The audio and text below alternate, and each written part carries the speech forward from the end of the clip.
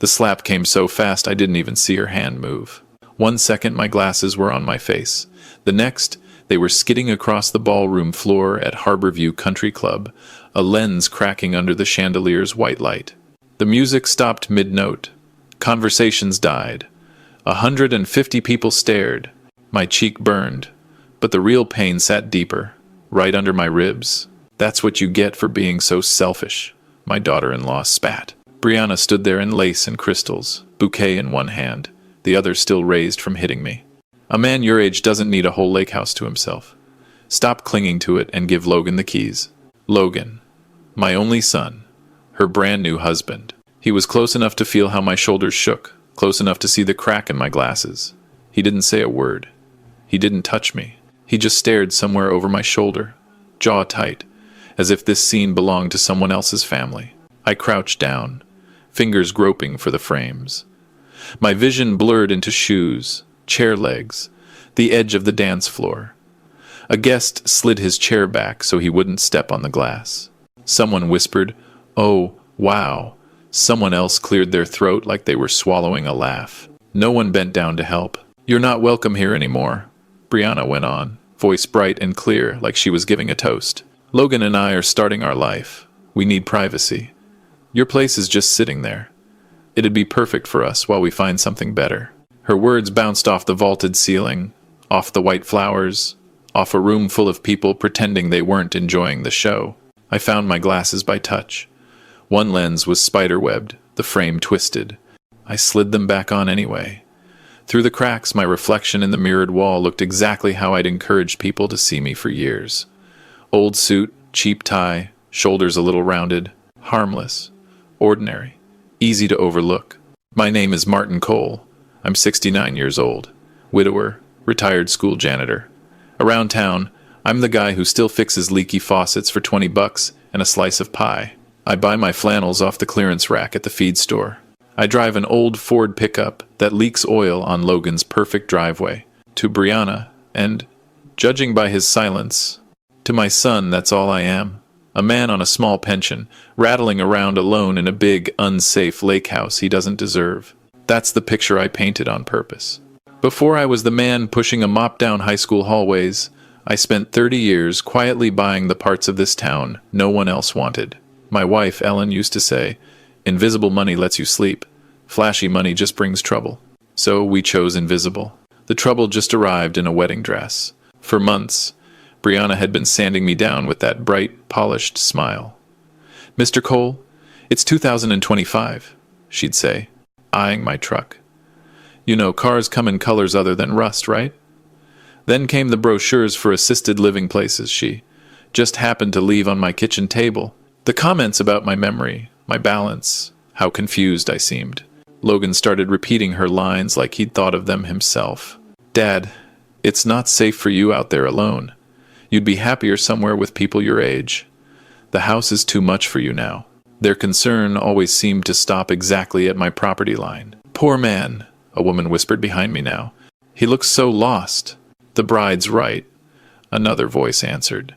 "That house is wasted on him. He should sell and move into a community." Each sentence landed like grit between my teeth. The air turned thin and sharp.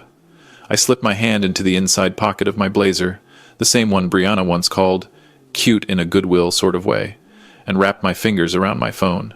There was one number I hadn't dialed in almost a year. I pressed it.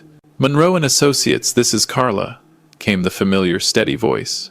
"Carla, it's Martin," I said. My voice surprised me. It was calm, almost flat. "I need you at Harborview tonight, and I need you to bring the folder we put together last spring." There was a short silence. Carla Monroe had handled my money and my paperwork for 15 years. She knew exactly which folder I meant.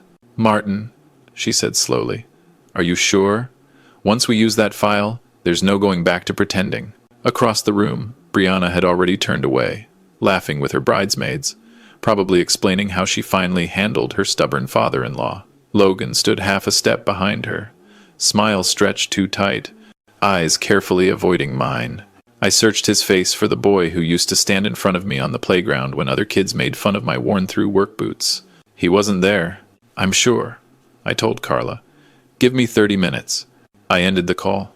The quartet started playing again like nothing had happened. Voices rose in thin, strained conversation. I walked past the tables, past relatives suddenly fascinated by centerpieces, past waiters holding trays too still. Nobody stopped me. Nobody said my name. The ballroom doors closed behind me with a soft thud, and the cool night air slapped the same cheek Brianna had. Out under a flickering street lamp, my old Ford waited, paint faded, bumper held on with 2 bolts and a prayer. I slid into the driver's seat and rested my hands on the cracked steering wheel. 30 minutes. 30 minutes for my son and his bride to enjoy the last half hour of the life they think they've secured. 30 minutes before the man they tried to erase from his own story stops pretending to be poor and shows everyone in that ballroom exactly who he really is. The parking lot lights buzzed overhead, casting a yellow glow across the cracked asphalt as I sat in my truck, watching the ballroom through the windshield. Laughter spilled out every time someone opened the door, sharp and bright like glass clinking before it shatters. 20 minutes left. I leaned back in the seat, letting the engine tick as it cooled, and for the first time in months, I let myself remember where all this really began. Not tonight. Not with the slap. Not even with Brianna's first insult, disguised as concern. No, this story started the day Logan brought her to my lake house 2 years ago. I had grilled burgers on the back deck, the sun painting the water gold. Logan looked proud, excited even, the way he used to when he was a kid showing me an A-plus paper. "Dad, this is Brianna," he'd said, beaming. She stepped forward with a smile so polished you could see your reflection in it. "Wow," she said, on her first breath inside. "This place is rustic." Rustic. That was her polite way of saying old, outdated. Beneath her, her eyes wandered like she was assessing what could be sold, renovated, replaced. She paused longest at the framed photo of Ellen on the windowsill.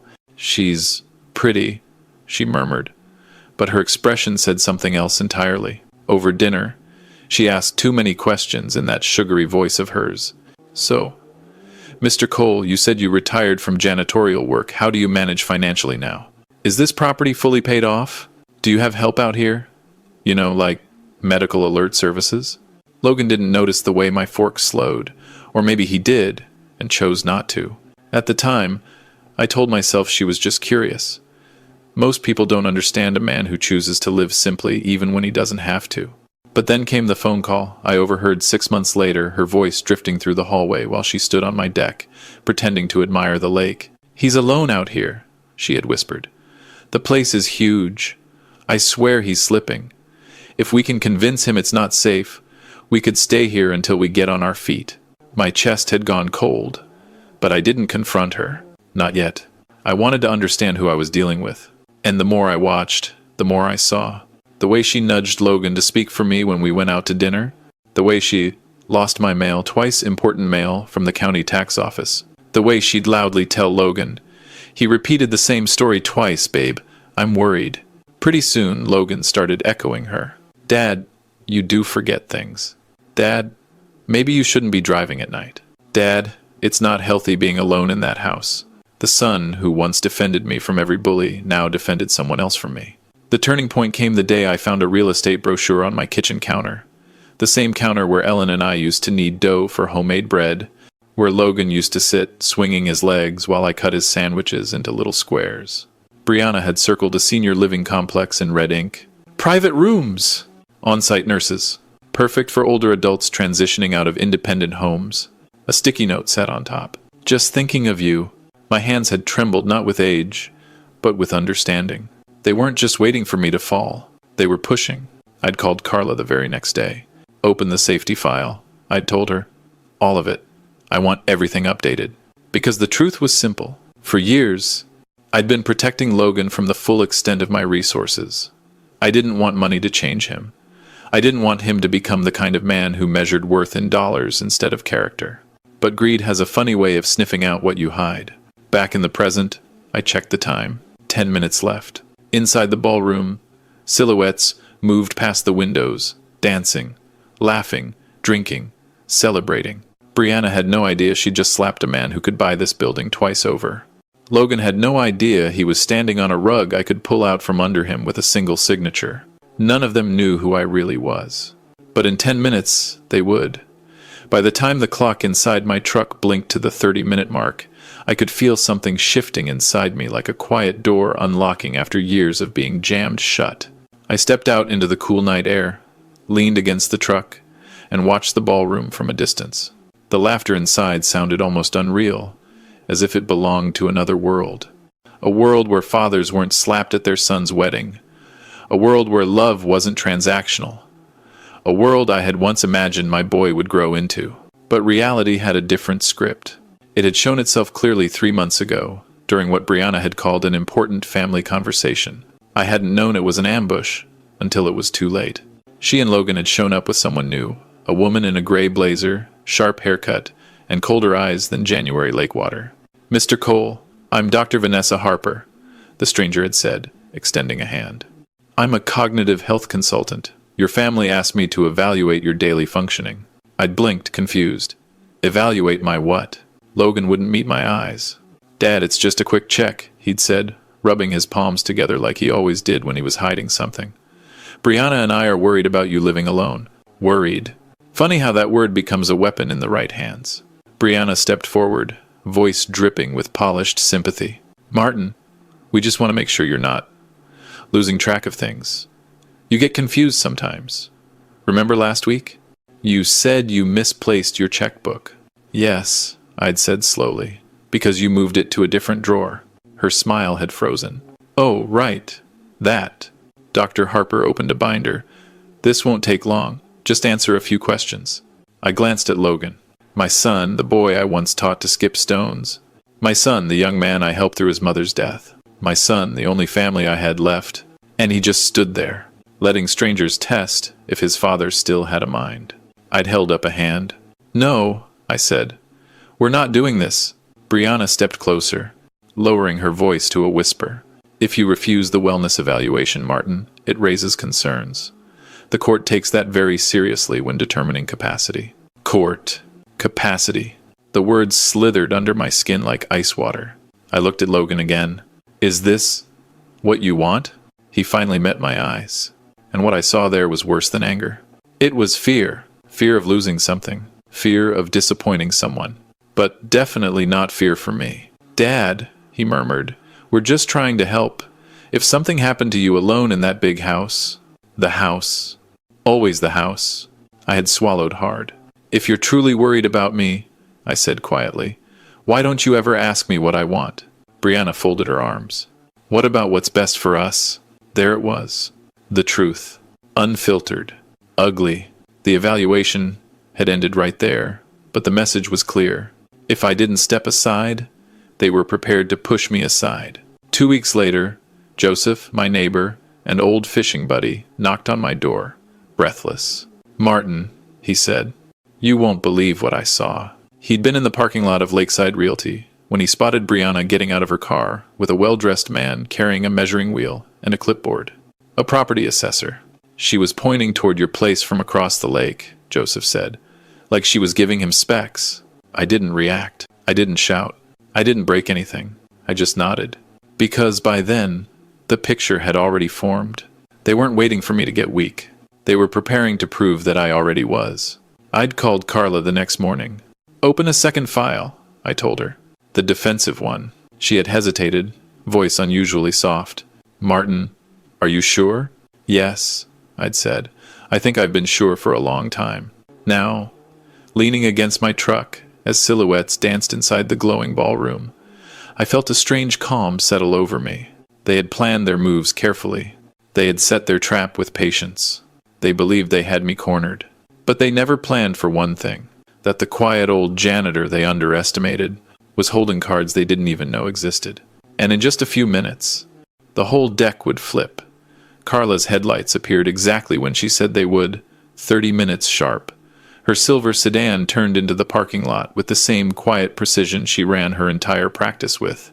The door opened, and she stepped out carrying a thick, weatherproof briefcase strapped with 2 buckles. She didn't walk. She approached. Deliberate, controlled, like someone who understood the gravity of the moment long before I ever admitted it to myself. "Martin," she said when she reached me, her voice steady as a surgeon's, "before I open this, I need to hear you say it again. Are you absolutely sure this is what you want? I looked through the ballroom windows. I could see Brianna twirling on the dance floor, drunk on her own victory. I saw guests laughing with the kind of relief people feel after witnessing someone else's humiliation. It meant they weren't the target. And standing beside his bride, stiff posture, hiding a trembling hand, was my son. The boy I once carried on my shoulders. The boy who placed dandelions on his mother's grave every spring. The boy who now let his wife slap me without flinching. I turned back to Carla. Yes, I said. They want to see who I am? Tonight they will. Carla nodded once and unbuckled the briefcase. Inside lay the file I had hoped I'd never need. A file that could dismantle everything Logan and Brianna thought they controlled. She pulled out the first document, its header printed in bold navy ink. Cole Holdings, Trust Confidential Assets Summary. Let's start with the basics, she said, handing it to me. You've kept everything hidden for years. Tonight is the first time any of this will see daylight. I opened it, even though I knew every line by heart. Property. Cole Lake House, valued at $1.6 million, Harbor Street commercial block, 5 storefronts generating $32,000 per month. 2 duplex rentals on Alder Lane. 40 acres of undeveloped land near the state forest. Savings and investments, $4.2 million spread across 4 investment accounts. $780,000 in a private pension fund. $350,000 in physical bonds and certificates. Business ownership, a 40% silent stake in 3 local shops, including the town's largest hardware store. In other words, the old janitor they mocked owned half the shoreline, a chunk of downtown, and enough investments to disappear into the sunset 10 times over. But that wasn't the part that made my pulse quicken. Carla reached deeper into the briefcase and pulled out another folder, slimmer but far more important. These, she said, tapping it, are the documents that matter tonight. I flipped it open. Inside were printed statements, each one signed by me, authorizing cancellation of every automatic payment I'd been making on Logan's behalf, termination of the guarantee I'd quietly provided for his house rental, withdrawal of financial coverage for Brianna's student loans, suspension of the $3,800 monthly transfers that had kept them afloat. For years I'd been saving them from drowning, and for years they had mistaken my hand for a rung in their ladder. Carla also included copies of invoices from the last 12 months, money they didn't even realize came from me, the wedding photographer, the venue deposit, the down payment on Brianna's engagement ring, the anonymous donor who covered their medical bills after Logan's appendectomy, the credit card payments they assumed were processed through Logan's employer. Every page was a quiet reminder of who had been carrying whom. Carla closed the briefcase and locked it. Martin, she said softly, I've worked with wealthy clients for 25 years, but I've never met someone who kept every blessing hidden under so many layers of humility. Humility wasn't the reason, I replied. Ellen and I believed wealth shouldn't change how people treat you. We were wrong. For the first time since she arrived, Carla's face tightened with anger, not at me, but for me. Then let's show them the truth, she said. Before I could answer, footsteps approached behind us. I turned. It was Joseph, my neighbor, my friend, the man who'd warned me when the first cracks formed months ago. He held a brown envelope in his hands, breath visible in the cold night. Found what you asked for, he said, handing it over. Inside were photos, timestamps, and witness notes, everything he'd documented the day he saw Brianna touring my property with a real estate assessor. Proof. Hard proof. Proof that she didn't just covet my house, she had already begun the process of taking it. Carla glanced inside and nodded approvingly. Between your financial documents and Joseph's evidence, she said, you're holding enough leverage to collapse every lie they've built. I looked toward the ballroom one last time. The music swelled. The guests twirled. My son held a champagne flute, smiling like a man standing on solid ground. He didn't know yet that the ground beneath him was made of ice. And tonight, it was going to crack.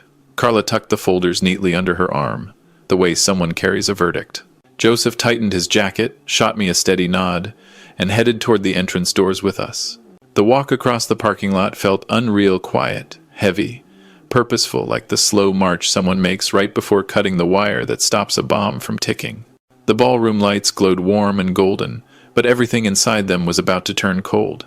As we reached the glass doors, the music inside shifted into something upbeat, a pop song Brianna had probably chosen. It pulsed through the floor, oblivious to the storm waiting outside. Carla paused, turning to me one final time. "Martin," she said, "once we step through those doors, everything changes. Your son will never see you the same way again." I breathed out slowly. He hasn't seen me for a long time. And with that, I pushed the doors open. The sudden silence was instant and absolute, like someone had reached over the soundboard and slammed the master switch to off. Every pair of eyes turned toward us.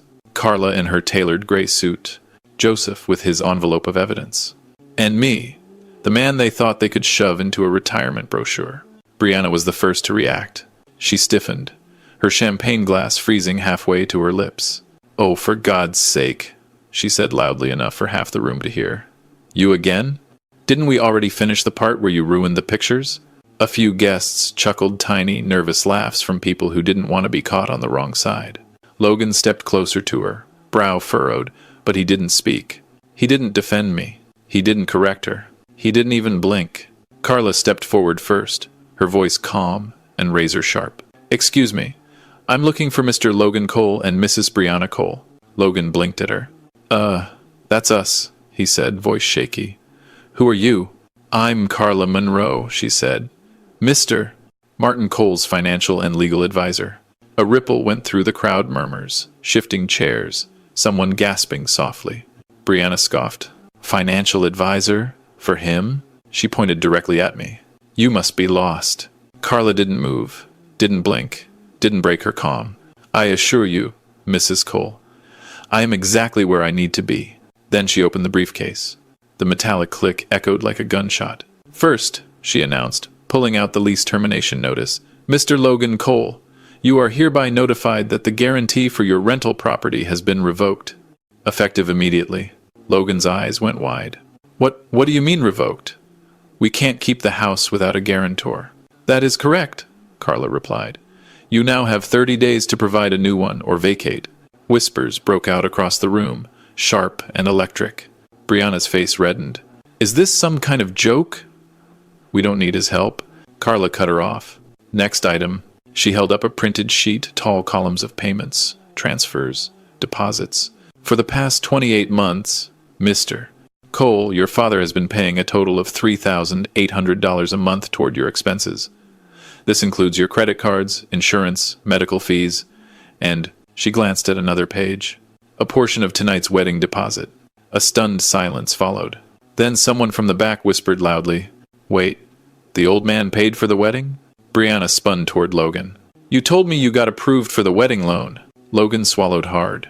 I thought I was. I didn't know. He didn't know because he never asked." Carla lifted her voice again. "And all financial support has been discontinued, effective immediately. These are the official notices." She handed them to Logan, but he didn't take them. His hand shook too badly. Then Joseph stepped forward. "Time for my part." He opened his envelope and pulled out photographs, the ones he'd taken from across the lake. "Here's Brianna with a real estate assessor," Joseph said, "measuring your father's property behind his back, planning the sale before the wedding even happened." Gasps rippled through the room. People craned their necks. A few even stood up. Logan looked at his wife in horror. "Bri, is that true?" She opened her mouth, closed it, opened it again. "It was just an idea," she snapped. "Your dad can barely handle the place. We were helping him. By selling his home?" I asked quietly. My voice, soft as it was, sliced through the ballroom like a blade. For the first time all evening, Logan finally looked at me, not through me, not past me, but at me. And he looked terrified. Because he finally understood. He hadn't married a partner. He'd partnered with a predator, and he'd helped her hunt his own father. The crowd leaned in, breath held, waiting for what would happen next. And I realized this wasn't even the real twist. Not yet. Not by a long shot. For a long moment, no one in the ballroom moved. It was as if the air itself had turned to glass, thin, fragile, ready to shatter with the next breath. Logan stared at the photos Joseph held up, blinking like the images were too bright to look at directly. "Bri, why were you at my dad's property with an assessor?" he asked, voice cracking like a teenager's. Brianna's chest rose and fell too fast, her perfect bridal composure slipping like cheap wallpaper. "It's not what it looks like," she snapped. Which of course meant it was exactly what it looked like. Someone in the front row whispered, "She was scouting the place before they even owned it," and the whisper spread like a fuse catching fire. Brianna's cheeks flushed a blotchy red. She turned on Joseph first. You're just some nosy old man who can't mind his business."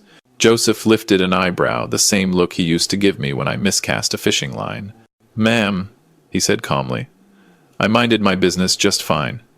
You're the one who stepped onto property that wasn't yours." The room crackled with murmurs. Then Brianna pivoted to Logan, stabbing the air with her finger. "You don't understand," she hissed.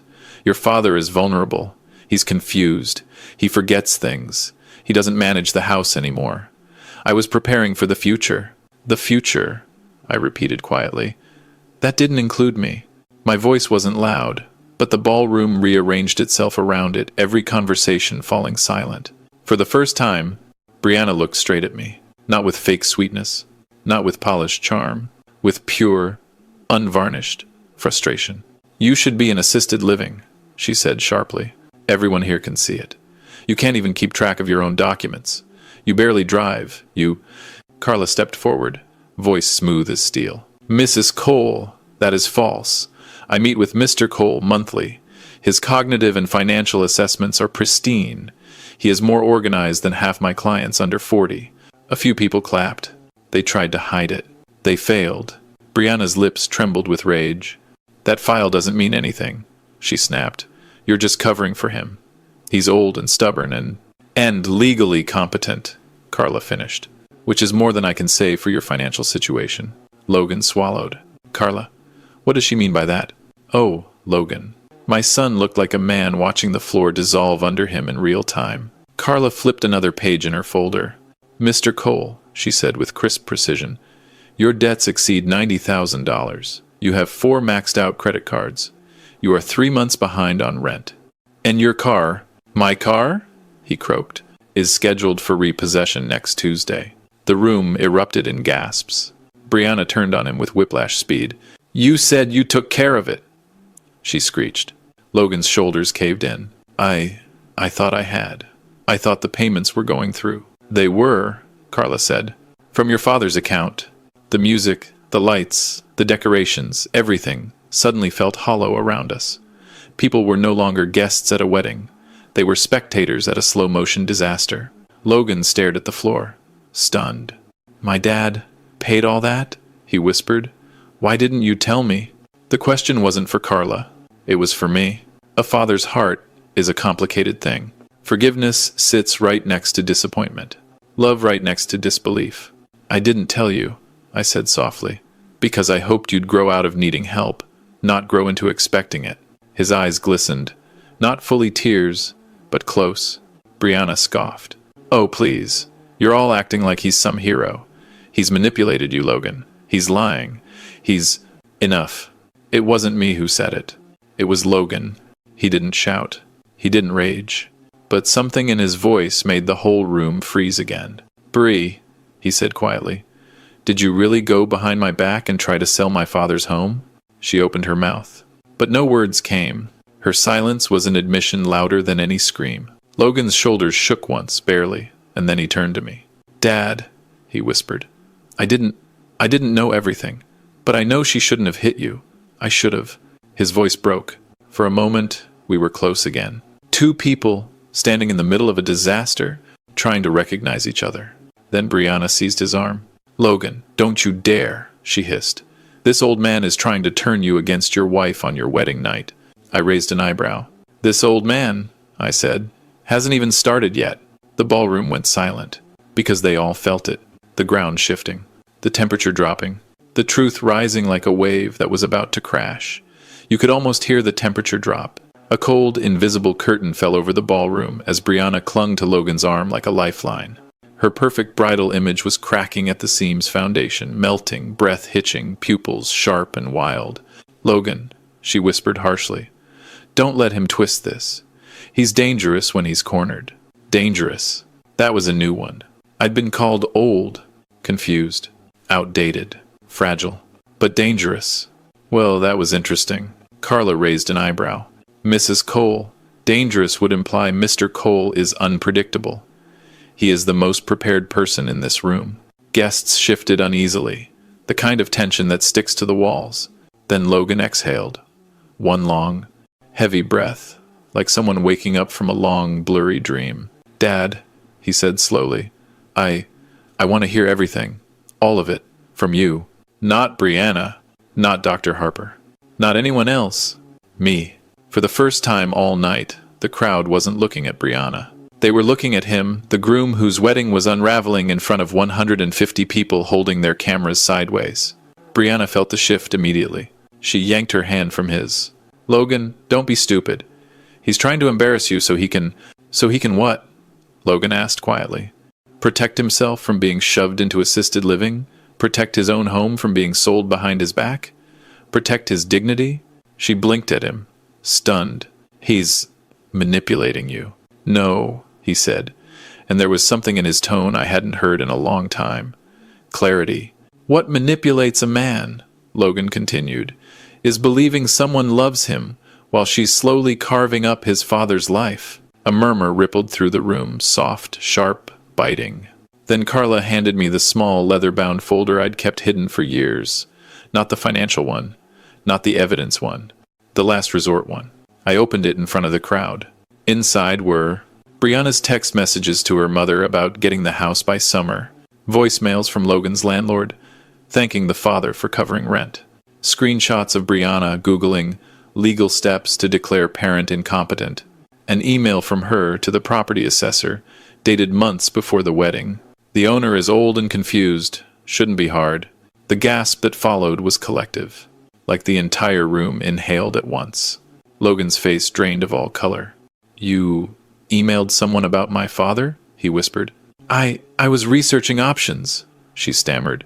Just in case. Logan, we were struggling. I thought, no, he cut her off, voice trembling. You didn't think, you planned. And there it was, the truth landing squarely in the open. The dam had broken. Now the flood came. I looked at Carla. Show the last part. Carla nodded, pulling out my updated legal declaration. The Cole Lake House, she read loudly, has been officially transferred to the Cole Senior Protection Trust and assigned to remain in Martin Cole's possession for the entirety of his life. Logan blinked. What? And, Carla continued, should anything happen to Mr. Cole, the property and all assets tied to it will bypass his son and daughter-in-law entirely. Silence. Pure, suffocating silence. Who does it go to? Someone whispered. Carla smiled faintly. To community programs for at-risk seniors in Marlowe County. A few people actually clapped. Brianna let out a strange sound, half yelp, half sob. You can't do that, she shrieked. You don't even have grandchildren yet. That house belongs to your future family. I looked at her, slowly, purposefully. I won't leave anything, I said softly, to a family built on greed. Logan flinched as if struck. Brianna shook her head violently. No, this isn't happening. Logan, tell him to stop. Tell him he can't. But Logan wasn't looking at her anymore. He was looking at me, and what I saw in his eyes wasn't anger. It was regret. Raw, unfiltered, terrifying regret. Dad, he whispered, I didn't know it was this bad. I didn't know what she was doing. I didn't know I was hurting you. You didn't ask to know, I replied. Brianna lunged toward him. Logan, are you really going to let him humiliate us like this in front of everyone? I stepped forward. This isn't humiliation, I said. This is truth, and truth doesn't care who's watching. The crowd held its breath. Brianna stood frozen in her wedding dress, mascara streaking down her face, surrounded by the ruins of the life she tried to steal. Logan stood beside her, but separate now, emotionally a mile away. And me? For the first time in years, I felt light, like a man finally stepping out of a lie he'd lived in for too long. But the night wasn't done, not even close. The ballroom doors were still closed behind us, but it felt like every person in that room had been dragged to the very edge of something raw and irreversible. Brianna stood trembling in the middle of the dance floor.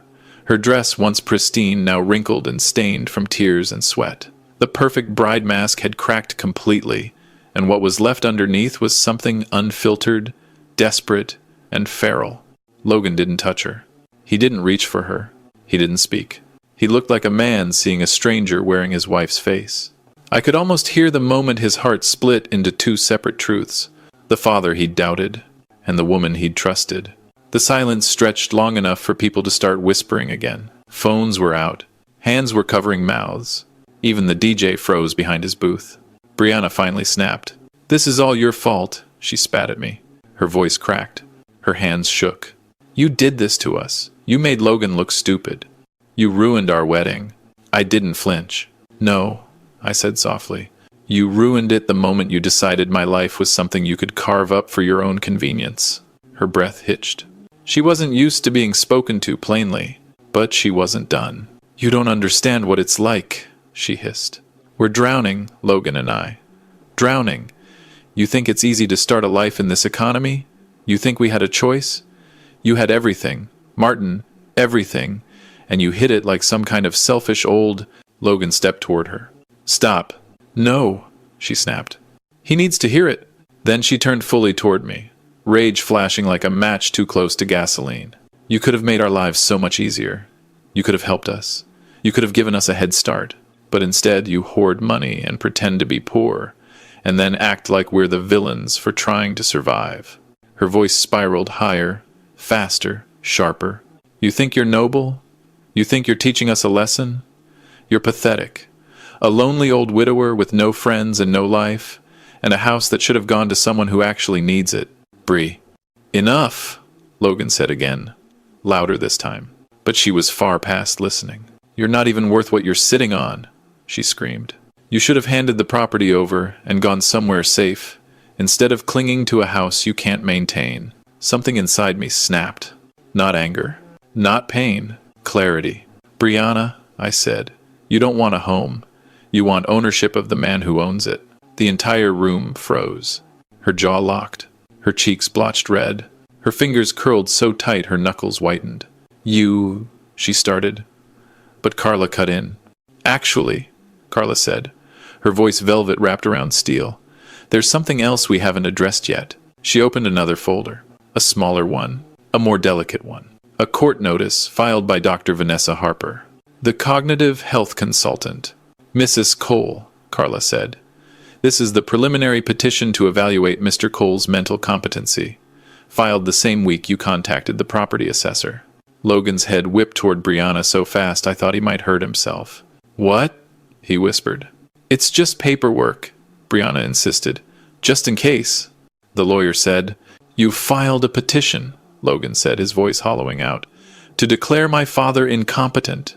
She hesitated a second too long. "I talked to the lawyer," she admitted, "but only because your dad refuses to make responsible decisions.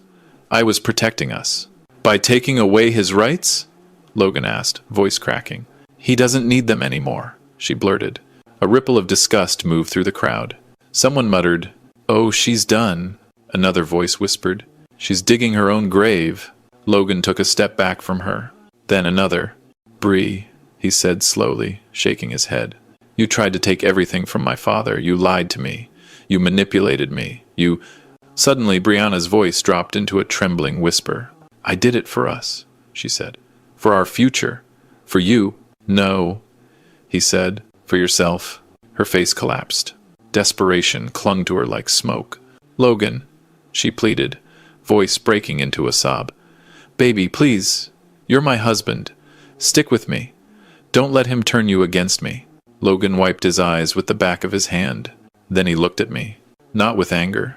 Not with blame. With something far heavier. Recognition. "Dad," he whispered. "I'm sorry. I'm so damn sorry. I didn't see it. I didn't want to see it." Brianna grabbed his arm again. "Logan, don't do this." He pulled away. "I don't even know who you are right now," he said. Brianna choked out a sob, mascara streaking her cheeks. The crowd held its breath. The DJ shut off the lights, leaving only the chandeliers glowing down on the ruins of their fairy tale. And in that still, glittering quiet, I realized something. Tonight wasn't the collapse of their illusion. It was the rebirth of my son. But the night still had one twist left. One final truth they never saw coming. The chandeliers above us flickered like they were unsure whether to keep illuminating the mess below.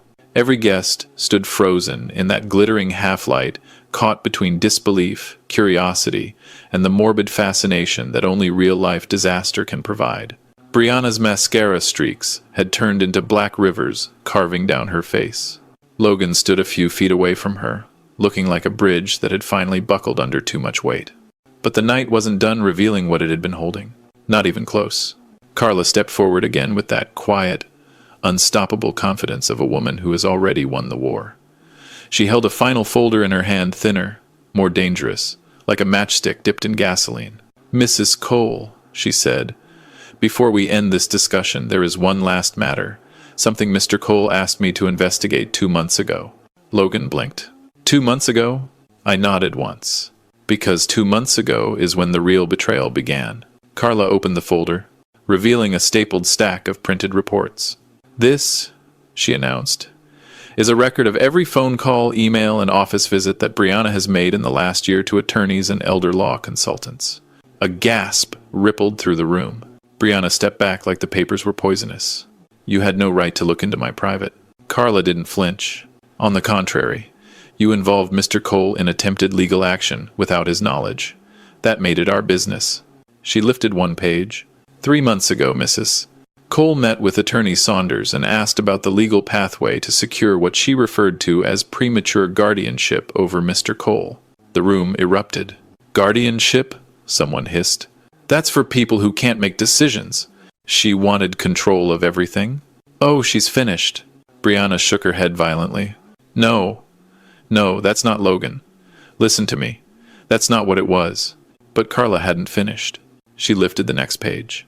"And 4 weeks after that meeting, she requested the standard guardianship application forms. Those forms include full control over Mr. Cole's finances, power to sell his home, medical authority, and legal decision-making rights." Logan's face cracked open. You wanted legal control over my father?" His voice shook. "Bree, why?" She reached for him again, but he pulled away before she touched him. "It wasn't like that," she insisted. "I was trying to protect us. Protect you. If your father lost the house..." "The house?" Logan snapped. "Everything for you comes back to the damn house." Brianna opened her mouth, but Carla held up a third sheet. "And this is the email Mrs. Cole sent the day after Martin refused to move out." She read it aloud, her voice crisp and devastating. "If we can get him declared incompetent, Logan and I can manage his estate. The lawyer said it's easier when there's cognitive decline. I'll start documenting every confused moment." The ballroom gasped as one. Even the decor seemed to pause. Brianna went pale white as the lace on her ruined gown.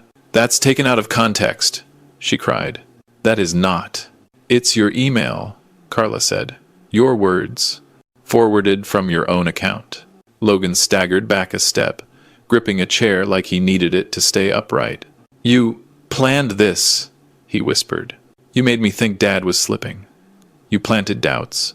You told me he repeated stories, left the stove on, misplaced his wallet." "I didn't make anything up," Brianna shrieked.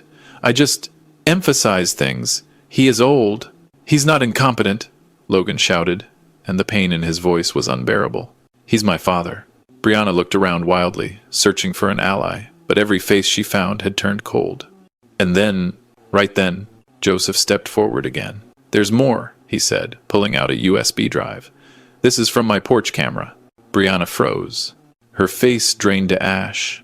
Joseph continued, "It shows you entering Martin's porch last month. You removed letters from his mailbox. Legal letters, bank letters." A wave of murmurs surged. "You stole my mail?"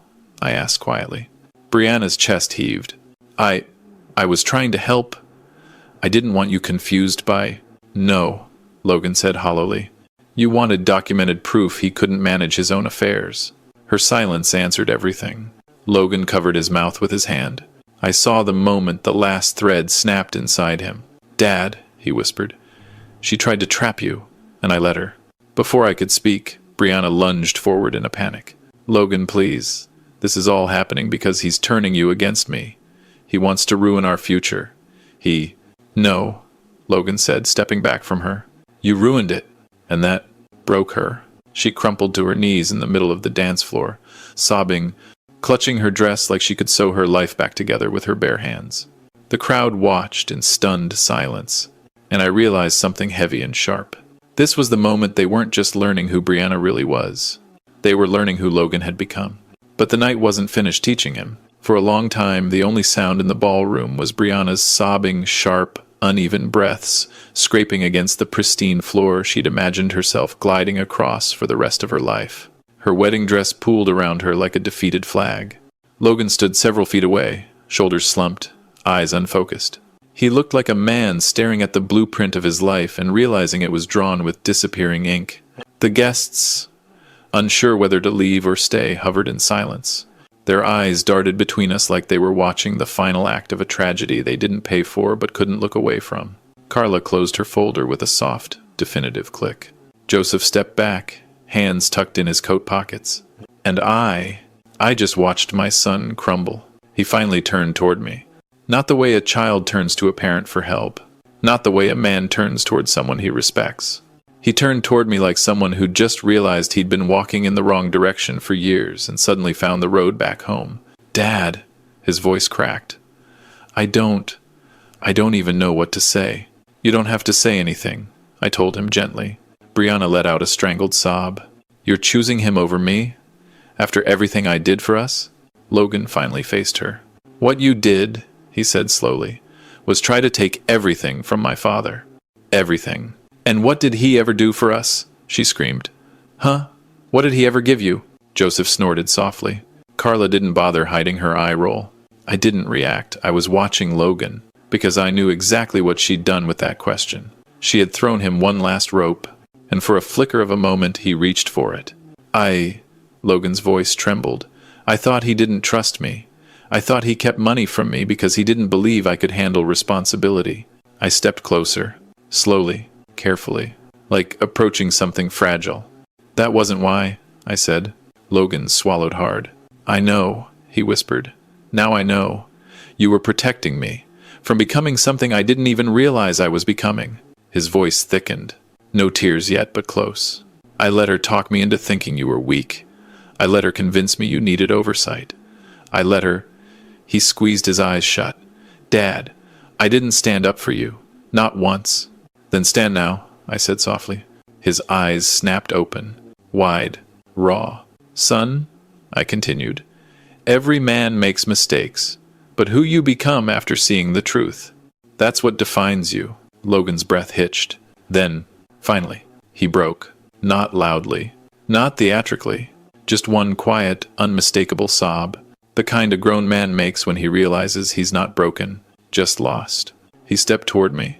One step, two, then he stopped inches in front of me, shaking. "Dad," he whispered, voice crumbling. "I'm sorry." I placed a hand on his shoulder. It wasn't forgiveness. Not yet. Forgiveness needs time to breathe. But it was something else. Recognition. Understanding.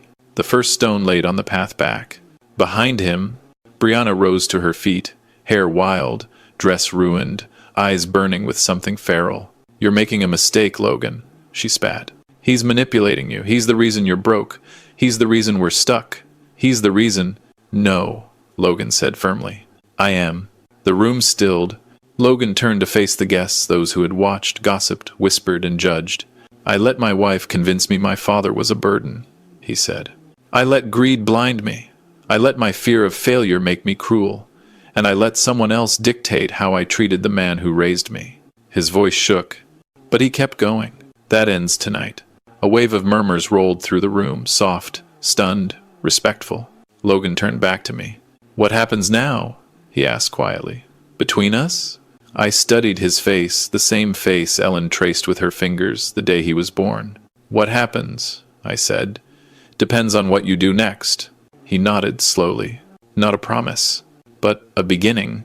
Then, behind us, the ballroom doors swung open, and the person who stepped in next was someone none of us expected.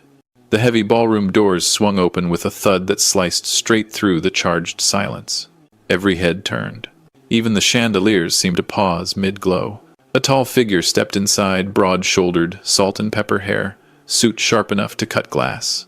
For a split second, my breath stalled, because I knew that walk. I knew that posture. I knew that face. Samuel Harrington, my late wife Ellen's older brother. The man who hadn't attended a family gathering in nearly a decade. The man who disappeared after Ellen's funeral, carrying his grief like a stone he couldn't put down. And the one person Brianna absolutely did not expect to see.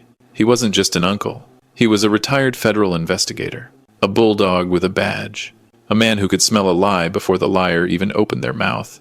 He walked straight toward me with long, decisive strides, ignoring the stunned murmurs and wide-eyed guests. "Cliff," he said, gripping my shoulder. His voice was steady, grounded, strong. "I saw the videos." "Ah, the videos. The ones recorded by guests who wanted internet glory. The ones that had circulated the city within hours. The ones that showed the slap, the humiliation, and the truth pouring out like floodwater." Samuel tightened his jaw.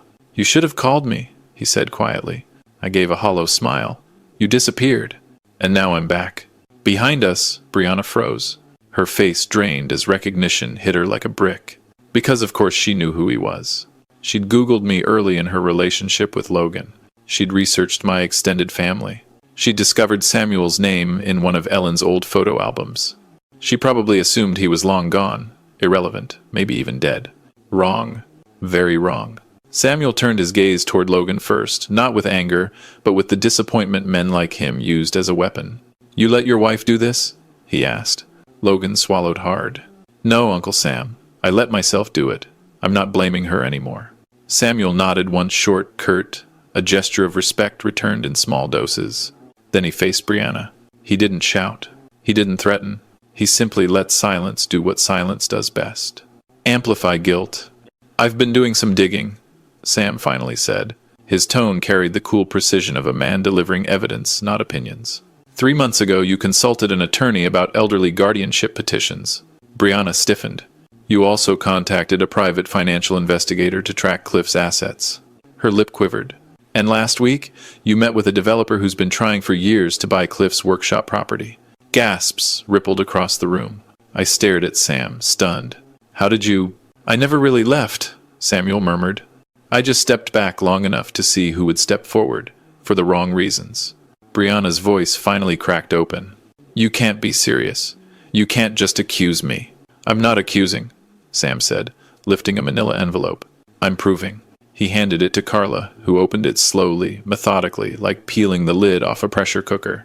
Inside were photographs, bank statements, copies of emails, transcripts, screenshots of messages Brianna had sent to her friends, including one that made Logan stagger back as if struck. "He's dumb enough to trust me. Once we lock down the property, I'll make sure he signs whatever we need." Logan ran a shaking hand over his mouth. You were planning this before we even got engaged," he whispered. Brianna snapped. "It was just talk, just a joke." Samuel raised an eyebrow. "A joke you emailed to a real estate broker." Her knees buckled, and she grasped the edge of a table to stay upright. I stepped forward. My voice was quiet, dead quiet. "Why?" The question hung in the air like smoke. "Finally," Brianna whispered. "Because I grew up with nothing. Because I promised myself I'd never struggle again. And Logan? He was my chance." My stomach twisted, not in anger, in recognition, because desperation can turn people into monsters. Samuel exhaled sharply and turned to me. "You want to press charges?" The room froze. Logan's eyes widened, half fear, half relief that the decision wasn't his. All eyes turned to me, the man Brianna had slapped, manipulated, cornered, and underestimated. I met Samuel's gaze. Not with fury, not with revenge. With clarity? "No," I said. The room broke into shocked murmurs. "But," I added, staring straight at Brianna, "she leaves my life permanently. No contact. No negotiations. No second chances. And she walks out of here tonight without taking a single thing that doesn't belong to her." Brianna blinked, stunned. Samuel folded his arms. "That's the deal. Take it or face charges." And then, for the first time all night, Brianna understood she had lost. Completely, she sank into a chair, trembling. Logan didn't go to her. He didn't comfort her. He turned to me, eyes glassy, voice breaking. "Dad, what now?" I looked at him, the man my son had become, standing at the crossroads of ruin and redemption. "Now?" I said softly. Now comes the part where you decide who you want to be. The ballroom exhaled, but the night wasn't over. Not by a long shot. Brianna left the ballroom like a storm, losing its strength, still loud, still furious, but unraveling with every step. Her heels clacked sharply against the marble floor, echoing through the hall until the front doors swallowed her whole. Silence settled again.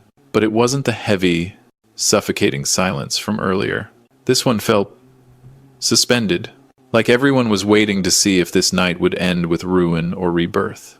Samuel stood beside me, arms crossed, gaze fixed on Logan. He didn't have to say a word. Some men are their own verdict. Logan wiped at his face, trying to keep himself from fully breaking. But grief, real grief, doesn't listen to pride.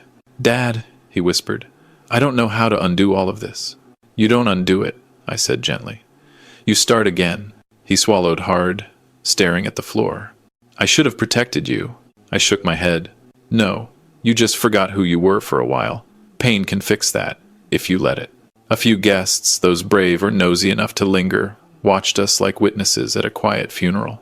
Not of a marriage, but of an old version of my son. "Logan," Samuel finally said, stepping forward, "you've been given something most people never get." Logan blinked. "What?" "A chance to rebuild before life destroys you completely." My son let out a shaky breath, nodding slowly. But before he could speak again, Joseph reappeared through the ballroom doors with a tight expression. "Cliff, there's someone waiting outside for you." "Now?" I asked. He nodded. "It's urgent." Samuel exchanged a glance with me, one of those silent brace-yourself looks older men pass between trenches. We stepped outside into the cool night air.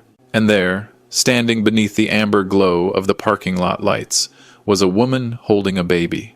She couldn't have been more than 24, her curled hair pulled into a nervous bun, her clothes practical but neat. She adjusted the infant on her hip before stepping toward us. "Mr. Walker?" she asked softly. "Yes," I said, already feeling my pulse shift into something uncertain. She hesitated, breath trembling. "My name is Eliza Carter, and this is Oliver." My lungs forgot how to work. "Oliver?" I repeated. She nodded. "Your grandson." The world tilted. Not violently, but like a slow turn of a camera lens, bringing a new truth into focus. Samuel stiffened beside me. "And Logan?" I asked quietly. "Doesn't know," she whispered. "He never knew. We dated before Brianna. He broke it off when she came back around. I found out I was pregnant 2 months later." I stood in stunned silence, watching the baby tiny fingers curled like unopened petals sleeping against her shoulder. Eliza swallowed hard. "I wasn't going to come tonight. I didn't want to cause trouble. But after seeing the videos," her voice cracked, "I couldn't keep this from you. Not anymore." Behind me, the ballroom door creaked. Logan stepped out. He saw Eliza. He saw the baby. And he froze. "Eliza?" he choked out. She didn't move. "Logan," she whispered, voice trembling. "This is your son." Logan staggered forward as if gravity had lost patience with him. "Mine," he whispered. She nodded. "He has your eyes." Logan's face crumpled. He reached out, hesitant, scared, reverent, and gently touched the baby's tiny hand. The infant stirred, opened his eyes for a brief moment, and gripped Logan's finger. That's when my son broke completely. A sob tore through him, not the selfish kind he'd given earlier, not the wounded pride of a man losing comfort. This was something deeper, purifying, the sound of a man rediscovering his own humanity. "I didn't know," he whispered. "Eliza, God, I swear I didn't know." "I know," she whispered. "That's why I'm here now." Samuel stepped back, giving them space. Joseph placed a hand on my shoulder, steady, warm. For the first time that night, I wasn't watching the collapse of something broken. I was watching something be born. Logan turned toward me, tears streaking down his face. "Dad," he said, voice shaking, "I want to be better. For him, for myself, for us." I stepped forward and placed my hands on both his shoulders. "Then start now," I said. "Right here." The baby yawned softly, a tiny sound, but somehow louder than the chaos of the entire night. Eliza smiled through tears. Logan wiped his face and looked at me with a quiet, trembling resolve I hadn't seen in years. "Dad," he whispered, Can we come home?" My voice nearly broke. "Yes," I said. "Both of you." Above us, the night air seemed to soften like it knew a storm had finally passed. And as the ballroom emptied behind us, as the last echoes of betrayal faded into the cold Maryland air, I realized something. The story hadn't ended in destruction. It had ended in rebirth. Not for Brianna, not for the guests, not for the ones who watched and whispered, but for us, a father, a son, a second chance, and a new life sleeping quietly between us. Proof that even the deepest wounds can bloom into something worth keeping alive. When people ask whether I regret what happened that night, my answer is simple. The hardest truths save the most lives, especially our own.